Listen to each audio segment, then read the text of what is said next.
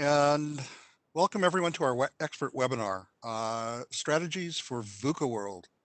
Expert tips to make change a driver for professional growth. Our speaker today is Sri Krishnan, who's a digital innovation consultant and a former senior vice president at Robert Bosch Engineering. Before I introduce Sri, I would like to remind everyone how to use the controls in WebEx. Please use the Q&A box to ask questions for Sri, which we will address toward the end of the webinar in our question and answer session. The Q&A question box lets us queue up the questions for him. The chat box, if you want to make comments, and there will be one or two times when Sri asks you to respond to a question in the chat, please address those to host and presenter or all panelists, so that, in fact, to all panelists, please, so that Sri can see those as well as I. And we will also be doing several polls. And we're going to start with this first one. First one is,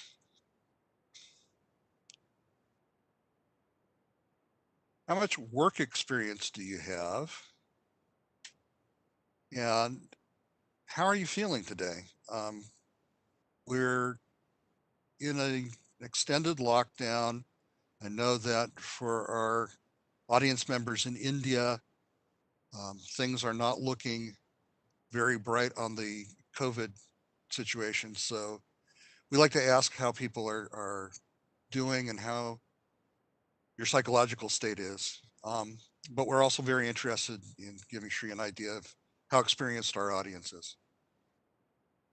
And if you're watching through LinkedIn Live or YouTube Live, you can put the answers in the comments. We'll show the result in about one more second. And there you go. So as you can see, the audience is a very experienced audience today. Bimodal distribution, but most people have more than 5 years of experience, and the next most common is the people who are still in school. And fortunately, most folks are at least doing okay, if not doing better than okay. But for the people who are not, who marked thumbs down, we hope that the information in the webinar will help brighten your day a little bit. And so with that said, I'm going to introduce Sri. And Sri Krishnan is a digital innovation consultant. Prior to his independent career, he spent a number of years as the former senior vice president at Robert Bosch Engineering. He's got over 35 years in engineering and business roles. So he's got a lot of experience and insight to bring to his current role, providing strategy and innovation consulting and coaching emerging startups. So for those of you who are in startups or planning startups of your own, you probably want to connect with Sri after this webinar. So before I turn it over to Sri, he's asked me to ask you this question. VUCA is an interesting term, and how many of the folks out there are familiar with it? Just leave this open for a few more seconds.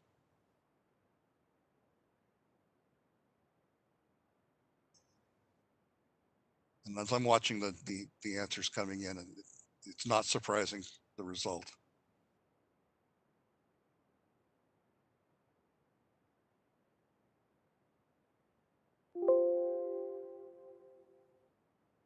Okay. And Sri, you're not surprised to see that about 2/3 of the audience isn't familiar with the term, right? That's a good start. Okay, and welcome. I'll turn it over to you. Thanks, Stuart.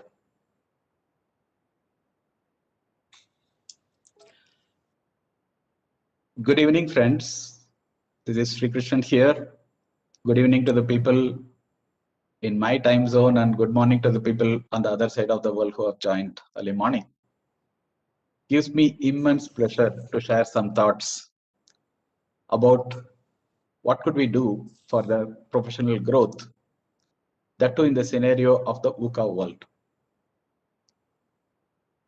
I'll be talking in the context of people, technology, industry, leadership, organization, and a lot more. VUCA actually was quite popular term. It's interesting to see now it is probably forgotten by many, but what we are going through is the VUCA world now. It's about volatility, uncertainty, complexity, and ambiguity. This term was coined in or used in US Army College in 1987 for the first time to tackle the complexity of the world. Put in simple words, actually, a HBR paper says that it is, hey, it's crazy out there. And I'm sure all of us appreciate with the pandemic what is going on. It's just the crazy world what we are facing. But it is not just the pandemic going to be. This is going to be a recurring phenomena. Things are changing faster than what we anticipate. And it's important we understand the changes around us and be ready for the change. So that's going to be the talk about. And next slide, please. This picture is actually from 2009. That was the previous, if I can call, the economic pandemic. You can see the forces that were acting at that time. It was about globalization, the technology, the dot-com things were peaking, many things were happening with the internet world. Also, we had problems in the corporate world with governance. All these required a complete mindset of adapting ourselves, managing the change and navigating. Interesting with the human species is, of course, when we are going through, when we are in it, we might feel down, we might feel sad, but we come out much more strongly than ever, because we have come out of that crisis and we are through the next crisis now with the pandemic. I am sure we will come out of this also soon and emerge much more stronger and then ready to face it. But what is important here is these problems, I call them unscripted problems. In the world, there are scripted problems and unscripted problems. The scripted problems are the well-known ones where there are case studies available in HBR and you study in B schools and how to handle that.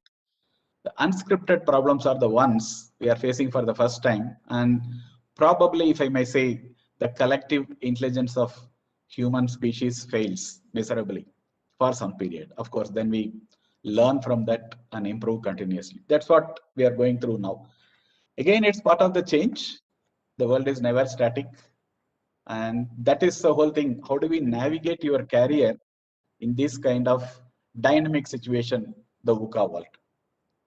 Can we go to the next slide, please?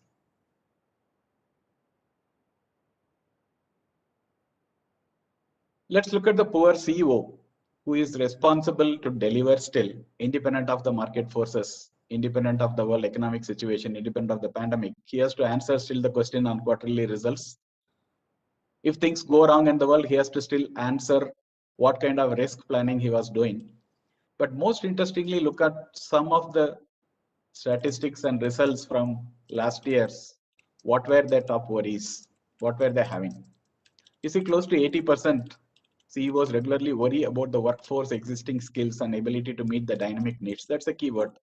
Ability to meet the dynamic need is where they are worried, because people have to be reskilled, people have to be changing. The next one, you see, it's just not about the digital skills. I think the entire world is going through digitalization, the most abused word, digital transformation. It's just not the digital skills, which we all know everybody talks about, but good old soft skills. We'll see later why it becomes more and more important in addition to the digital skills what we are talking.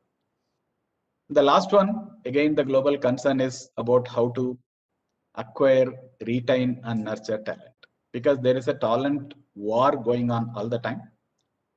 Let me put this way, there are not enough good people. There are good people, no doubt, all of you are there, but there are not enough good people to meet the needs of the industries. That's a recurring phenomenon.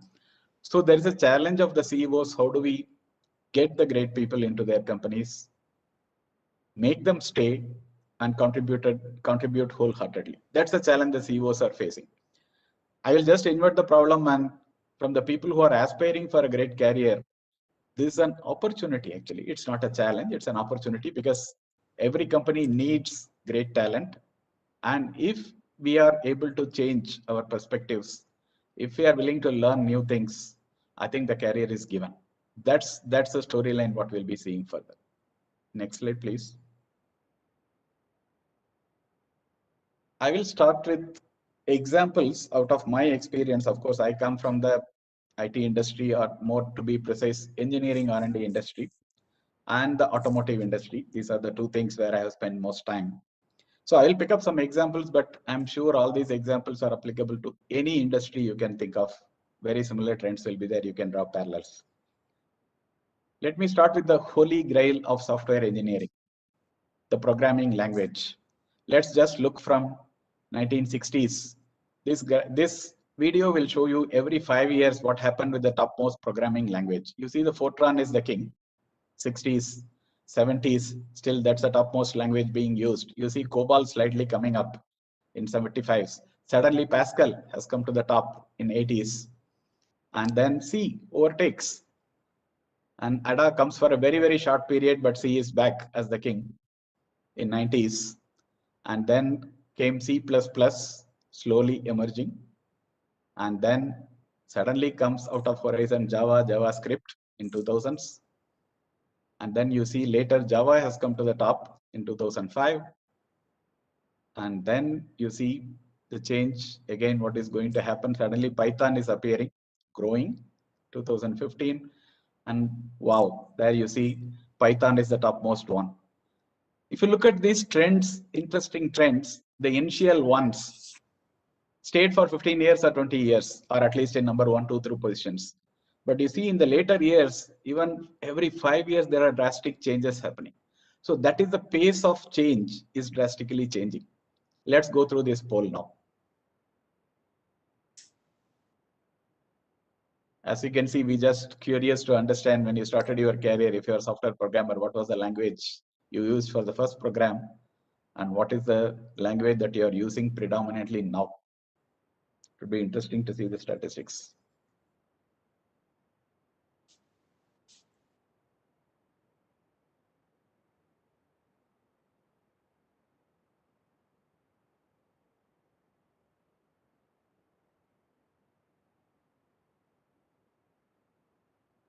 Few more seconds to go. Let's wait for the poll.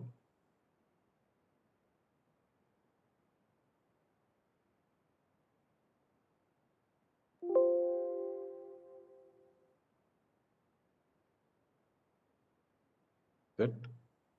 I'm sure the results are there.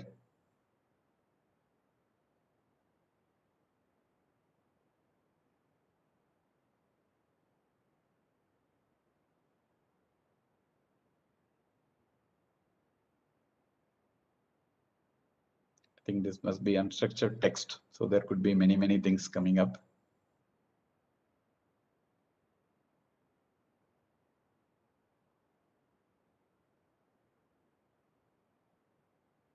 Let me share the table.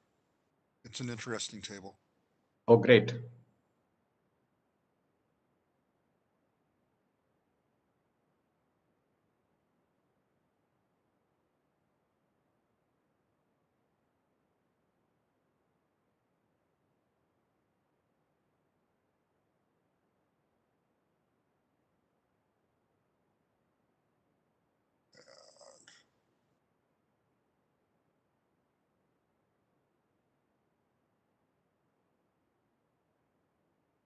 Are you able then to see? Table is there, but too small font for me. Oh, okay. Let me see if I can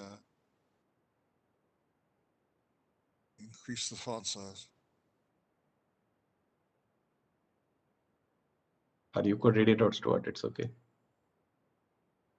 that better? Yeah, definitely.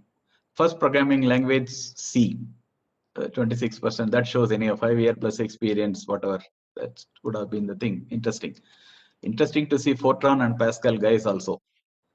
One among them, I started with Fortran 77. So, and then what is the second one showing?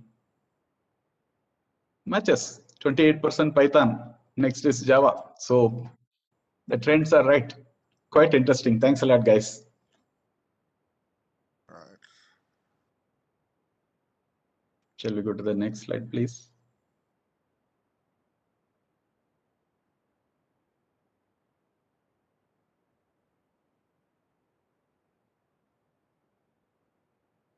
Yeah. So we started with the Holy Grail programming language. Let's go one level up. You may be a system engineer, design engineer, techie, technology expert. Let's look at what has happened with emerging technologies. I'm picking up Gartner's famous hype cycle for emerging technologies. First one is, this figure is 2015. I've circled few things which are quite common terminology. You know, peak of the hype cycle in 2015. Internet of Things, machine learning, cryptocurrency. These are some of the things which were in the peak. And just we are 5 years ahead. Let's go to the next slide and see what are the things in the peak. You see two things.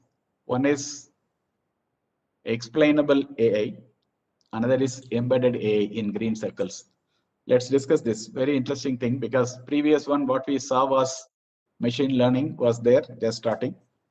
But in 5 years, this AI machine learning has become all permeating. It has entered into every device possible, starting with your mobile phone. And in other industries, it's getting into the edge much more. So it becomes more important now, how are we going to embed AI in the edge? That is one side. Second, of course, AI started with a lot more industries which are consumer related, and now it is getting into a lot more safety critical domains like automotive, like healthcare, where it is just not enough. You can't say that I collected million data points and the algorithm came out and this is the result. You have to explain how it is working to go through the regulatory authorities. So it becomes important now you are able to put the AI in the edge and able to explain how the AI is working, because a lot of ethical questions are coming. If you are not able to understand how the algorithm is working, you can't put them for use. And of course, the red circle is a wildcard entry. It's about, which was due to the pandemic, social distancing solutions. Suddenly that came to the peak 2020. Hopefully that goes away next year. It may not be there. So the point is, guys, that again, if you are a technology expert, see the changes in 5 years, where it started and where it is ending. Unless we are upgrading, one is watching these trends, another is keep on upgrading ourselves. 5 years is enough for someone to become outdated. Can we go to the next slide, please? This is from Udemy, again, one of the most popular online platforms.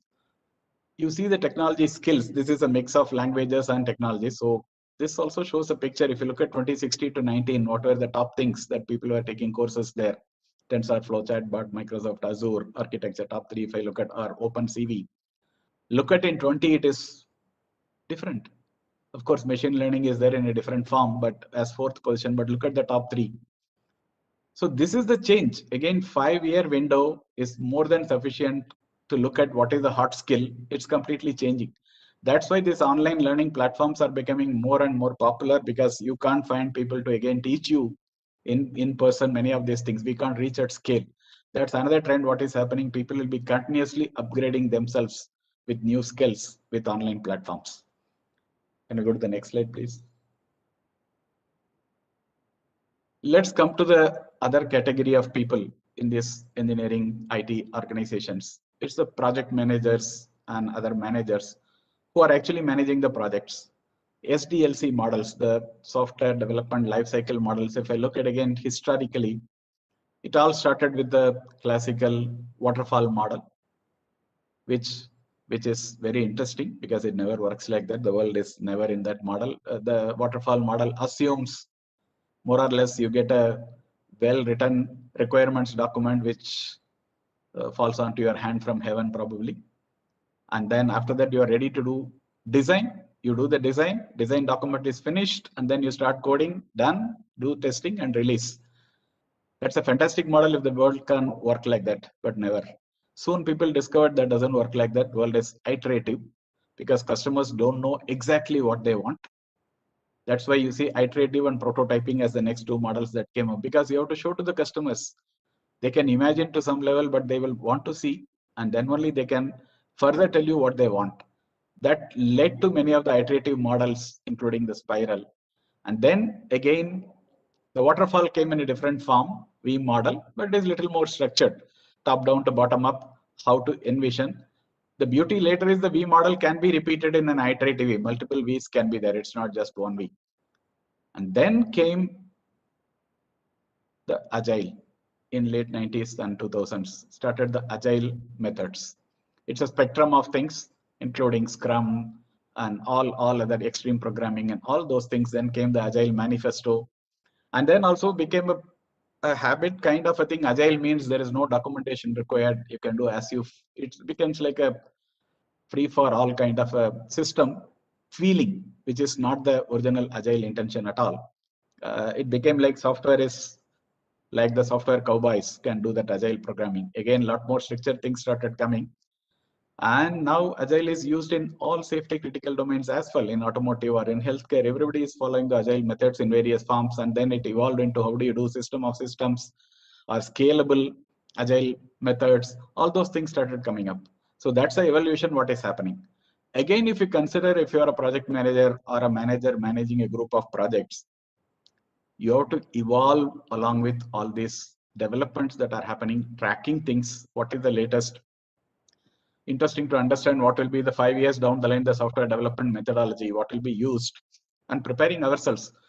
Because the ethos and philosophies of waterfall model to agile model is completely different.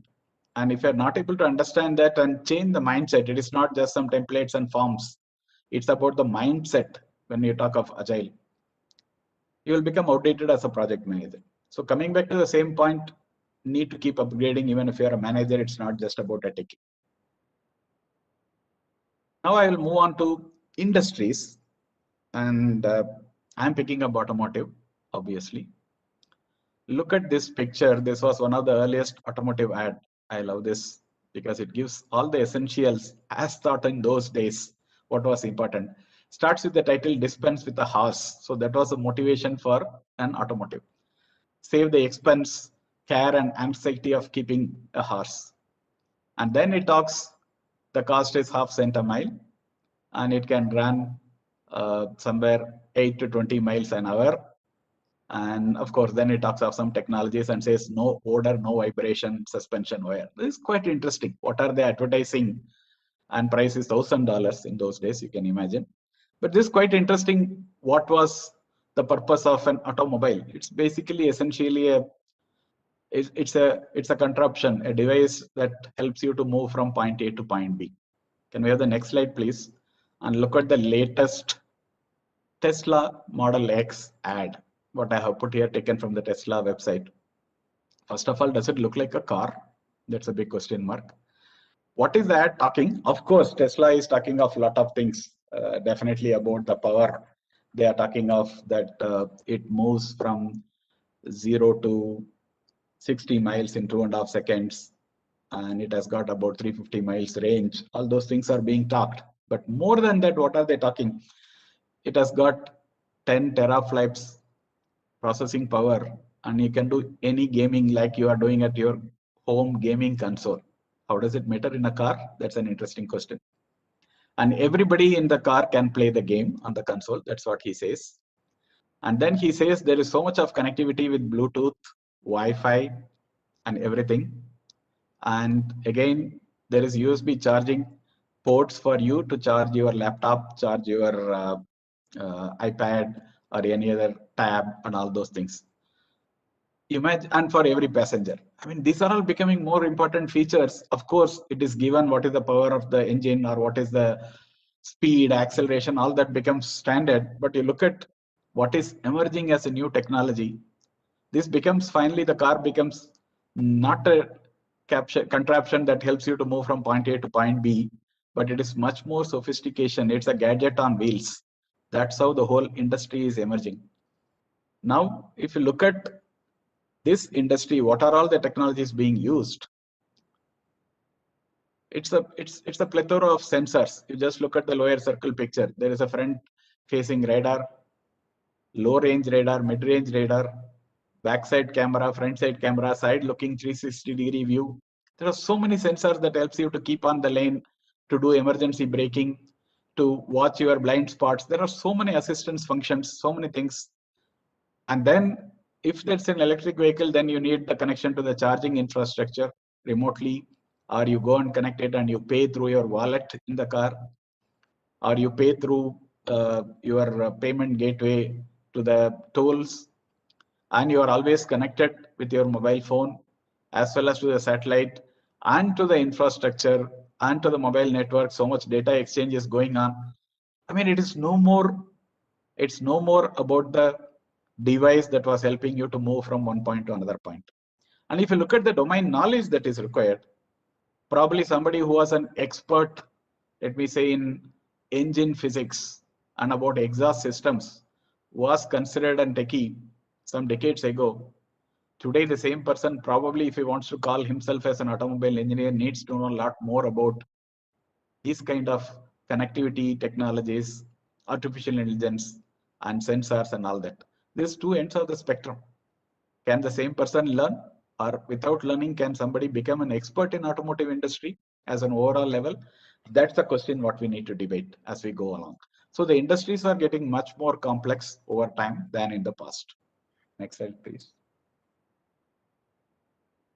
And to manage this complexity, what's happening is very, very interesting trend, what I call the vanishing borders between competition and collaboration. People have realized to achieve a level 5 automation that you can't work just like that independently and try to achieve that.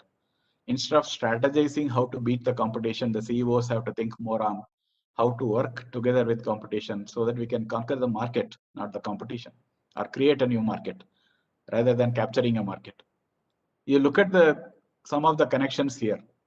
It is Ford, some are working with Volkswagen, working with Apple.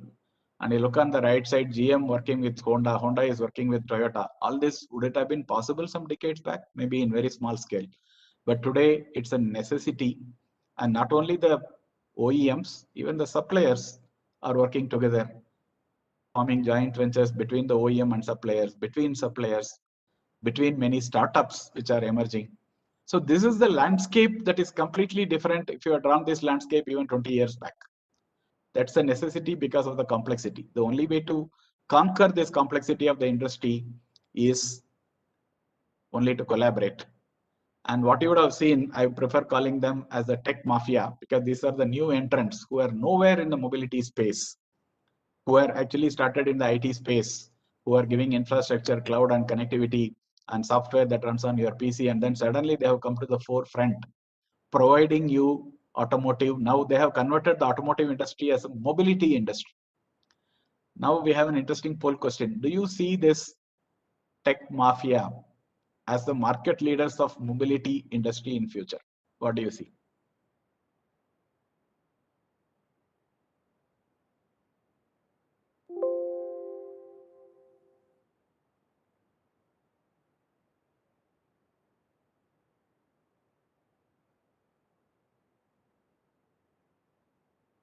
Great. 80%. I think 80-20 rule applies here. 80% are telling yes. Exactly. That's the trend. And then what happens to the classical automotive companies? That's the question. If you see the new entrant like Tesla. Yeah, next slide, please. Yeah, hold on here. So you see, this is what is happening. The tech mafia, or what they call the FAMGA. It's Facebook, Apple, Microsoft, Google, and Amazon. These are having the largest, the market cap in NASDAQ also together holding. They are dictating the world in automotive now. Many things, how it is going to shape. That's what you also said, that you see this tech mafia as the future leaders, probably. And the profound statement, what I see is this was made by the Daimler CEO, Mr. Zetsche, in 2015 in Frankfurt Auto Show. We don't plan to become Foxconn of Apple. That's a scenario they are fearing. Unless they change, unless the people who have been in the industry for 100 years, 150 years, change their outlook, become a little more humble to look at what are the new trends, where is it coming from, and change themselves, it's not going to happen. Now, who are the people who are going to make this change? It's the leaders in the company. That's the next topic I'm going to deal with. Can we move to the next slide, please? If you look at leaders, what kind of skills are we talking? Leadership skills on demand. This is from 2018 World Economic Forum report about future of jobs. First, look at the red thing. These are the skills in 2018 which are going down, declining. Coordination and time management. This was a classical skill of a manager more than a leader, but leaders were also doing that. Doing coordination, arranging things, and managing time. That goes down heavily. And look at the green dots which are moving from 2018 to 2022 according to their survey. It's about active learning and learning strategies. That's the key. Even leaders have to upgrade themselves. It's not only the people who are working below, but it's the leaders also have to upgrade themselves by continuously learning. Then look at the other trend is creativity, originality, and initiative. This again comes from the VUCA world and unscripted problems, what I told. To deal with unscripted problems, one needs to have enormous creativity because you don't have previous solutions to refer to, or the old wisdom doesn't help you. And what is declining, the right side picture, what I have shown, what we call management by meetings. We all know typically how much time the leaders spend their time as well as their associates' time on meetings with a lot of coffee, coke, everything, looking at charts, looking at monthly reports, looking at previous minutes, open issue list or open point list, tracking them and asking them to come with the next set of points and call the next meeting, each meeting running overtime by half the amount of the time. I mean, these are the classical syndromes of how leaders become dysfunctional managing only meetings. And that's exactly is going to vanish unless we change, move into the learning space, moving to the creative space. Again, leaders will become redundant. Next slide, please. So this is the radical shift that has happened from the industrial age management of what we call the leaders, how they were, where the organization was. If the organization was hierarchical, layer after layer, like a pyramid, and then the mindset was internal, that means you look at cost efficiency, it's important, not that cost is not important and efficiency is not important, but the entire focus was on managing the cost and efficiency. And the whole method of management was with carrots and sticks. And the method of influence was telling the people or ordering the people and coercing them to do things. And digital age leadership is just the opposite of that. It's a network organization. We will see later. It's not a pyramid organization, how it will change. Focus is more on external. The focus is towards markets, customers, collaborators, stakeholders, working with them together. And the way they are going to do that is more of empathetic way, empathy with the customer, empathy with the associates, empathy with the collaborators, and a lot more creativity to do with the unscripted problems. And then how are they going to do that? By really inspiring people, because the olden leadership model was the industrial age leader knew everything. He will tell the people what to do. That's no more possible in the new age, digital age. The leader or the CEO doesn't know answers to all the questions, but he can inspire people. He can create avenues for collaborating, what we call the servant leadership, remove the barriers and enable the organization. That's the role of CEO. That's the role of leader, how it is going to happen. That's the massive change that people have to be ready to face in leadership roles. Next slide, please. So that's the future of organization. What is going to be organization is networked organization. It's no more the hierarchical pyramid organization, and the CEO or the leaders are not the pharaohs sitting in the top of the pyramid. It's a network organization. A lot more connections will be there. Complex connections will be there. People will figure it out how to work together. But that's an interesting change that's going to happen. Second, the organizations are going to be project based. What I mean by project is defined by a purpose, defined by a timeline milestone. It is defined with a well-defined cost, well-defined goals. And the end of the project, the team disperses. The classical, what we call the line organization, will become a thin line. It's going to be much more purpose-driven projects where people come together and collaborate. Then the third is what I see as the culture of community. What do I mean by community? There are good examples in what we call the open source community as an example, how software gets developed. Things are by merit. The leaders are elected by merit. People join the projects because they are passionate and they give their discretionary effort towards that. And they are so passionate to achieve the goals, the project moves much faster than the classical other projects of the organizations. So that is the community culture. That will come in future organizations as well. It is not that people will be assigned to projects, but people will choose what projects they want to work. And comes to the last one, what I'm seeing as the gig working. I think the pandemic has already created the impetus. Otherwise, gig is not a new concept, but now we have got an enormous force happening. What I mean, anybody can work from anywhere for any amount of time. The engagement can be much more looser than what we are talking today, or expecting a loyalty and lifelong career will be gone. The concept of geography will become history. People will work from anywhere to anywhere. So the talent pool is really, the world is the talent pool available. Real globalization will happen even in the workforce. All these are the changes that are going to definitely happen. When is the question? But it's going to happen, future organization. Again, everybody in the organization, from the bottom of the pyramid, so-called today's developer, to the top of the organization, people have to adapt to the new style of networked, purpose-driven projects and a community culture, and having people who are going to work from anywhere in the world in the gig mode. That's a change, massive change that we are going to see in the future organization. That brings probably to the next question on the poll. When do you see more than 50% of workers being gig workers? 5 years, 10 years, beyond 10 years? What's the audience view?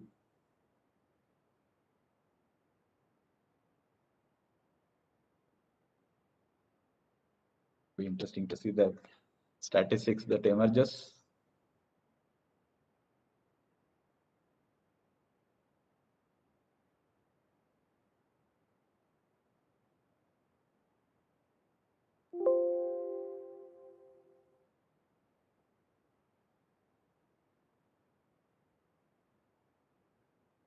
Again, great to see 60% saying 5 years and another 25% saying 10 years. The answer is going to be somewhere. It could be 7 years, where we'll see 80% people are saying it is going to happen. And are we prepared for that is the biggest question all the people need to think. Are we prepared for such a change? For a network organization, gig organization is the question. Moving back to individual level, coming back to competency, if you look at all these challenges, what we saw in the VUCA world, the changes that are going to happen, even the model based on which we develop competencies has to drastically change.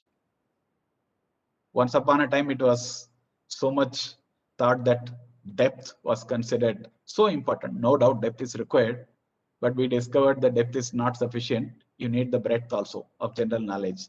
So the I model, shaped model of competency became the T model. And then we discovered that one topic depth is not adequate. We need multiple. So it became pie shaped.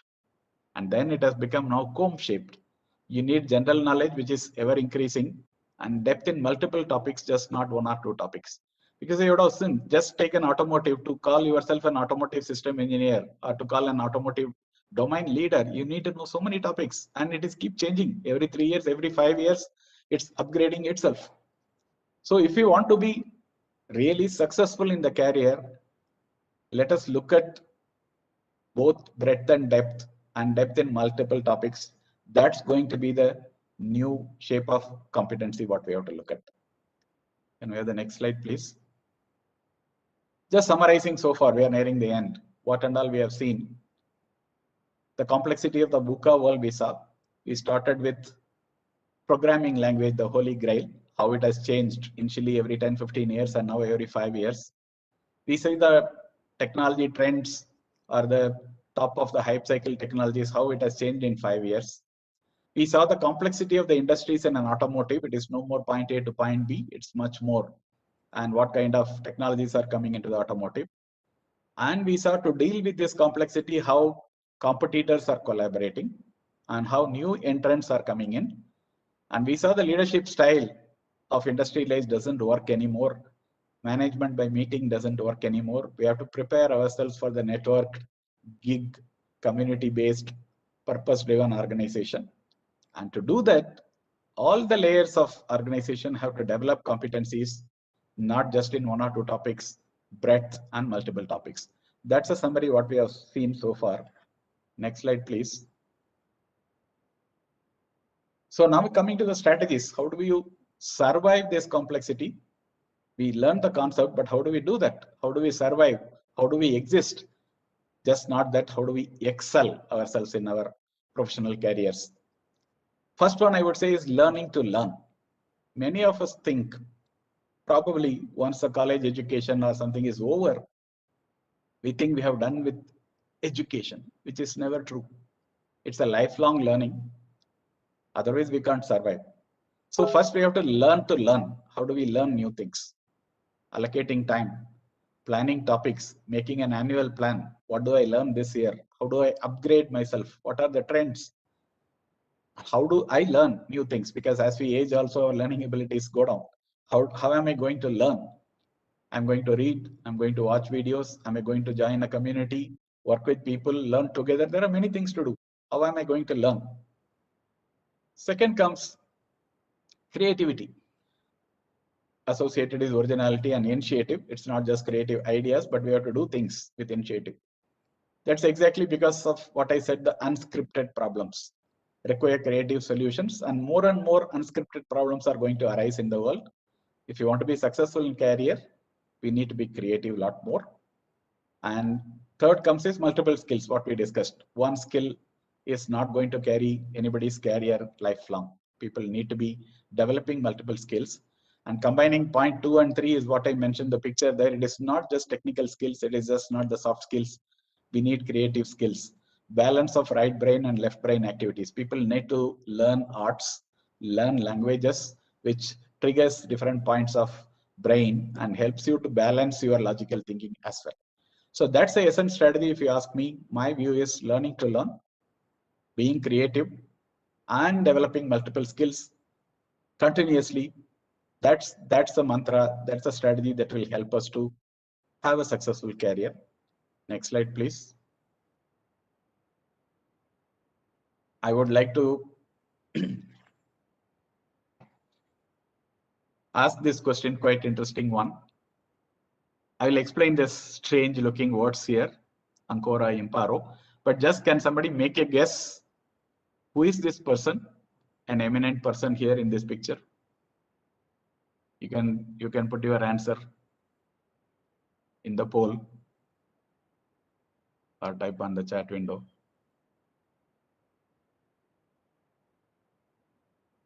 In this case, put it in the chat. Chat window, please. Okay. Please type in your answers on the chat window.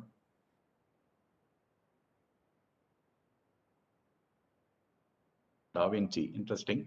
Close by, not exactly.